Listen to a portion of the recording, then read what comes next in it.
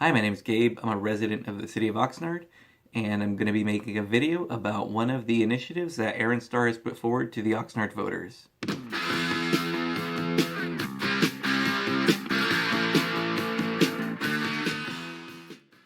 This video is about the initiative to establish term limits for the mayor and city council members. This initiative correctly states that as of right now, there are no term limits for any of the city council members, the mayor, the city treasurer, or the city clerk within the City of Oxnard. What this means is that they can continue to be voted into their seat again and again and again until they're either voted out or they decide to leave office. What the initiative is proposing is to set a limit of 2 terms of 4 years each for every council member and for the mayor. However, this does not set any term limits on the positions of city clerk or of the city treasurer. In essence, this would mean that if a person is voted onto either city council or the mayor's seat and they serve their first 4-year term, if they do a good job and they're re-elected, they could serve a second 4-year term, after which time they are no longer eligible to run for that seat again, and they must take a 2-year break before they can run for another elected office within the City of Oxnard. One challenge that this might pose to voters and those who want to run for elected office is that 2 terms actually goes pretty quickly. Think about a position at your work that has a really high turnover rate.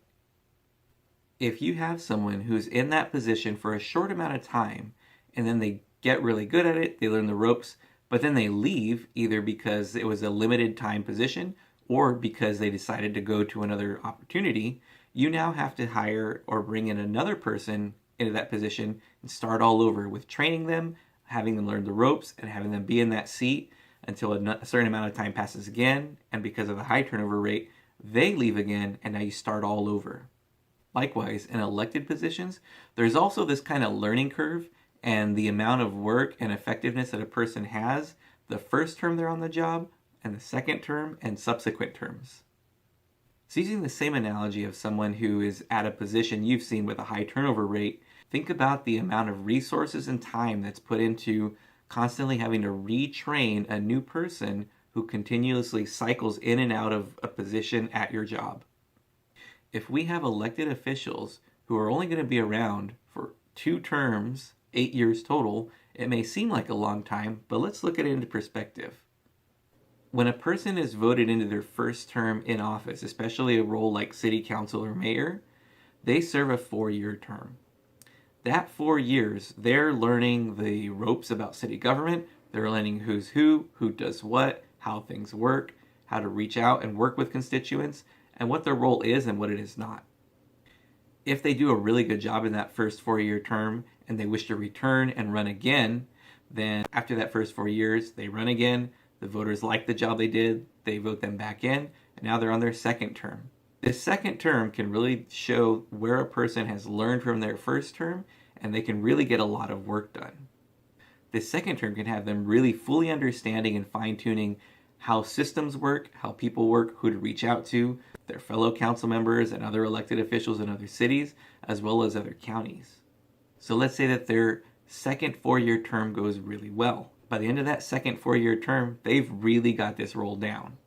However, under this initiative, where they would be limited to 2 4-year terms, the end of their second term, that would be it. So as you can see, somebody who served a first 4-year term and was seen as being really good and really effective and is re-elected to a second 4-year term, they're likely to be even more effective by the end of that second 4-year term, at which point an initiative like this would be having us get rid of people at the peak of their effectiveness as elected officials. Thinking back to the example I used earlier about a certain position in the workplace that has high turnover, how frustrating is it to have a person who's been in the position, has really got it down and is it mastered, only to now have them leave at the peak of their efficiency, now knowing we'd have to start all over again. With term limits that are too few terms, that's essentially what we could be looking at. The other part of this initiative is one that actually makes a lot of sense, and that is changing the mayor's term from 2 years to 4 years. Right now, the mayor's seat has to run for re-election every 2 years.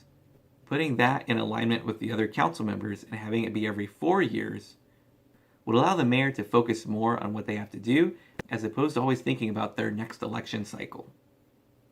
While this is one of the more simple of the 5 initiatives, it's also a very important one. I hope you give it some really strong consideration and think about our effectiveness of our elected officials. Looking at term limits for the County of Ventura, for example, they set it at 3 4-year terms or 12 years total for each county supervisor.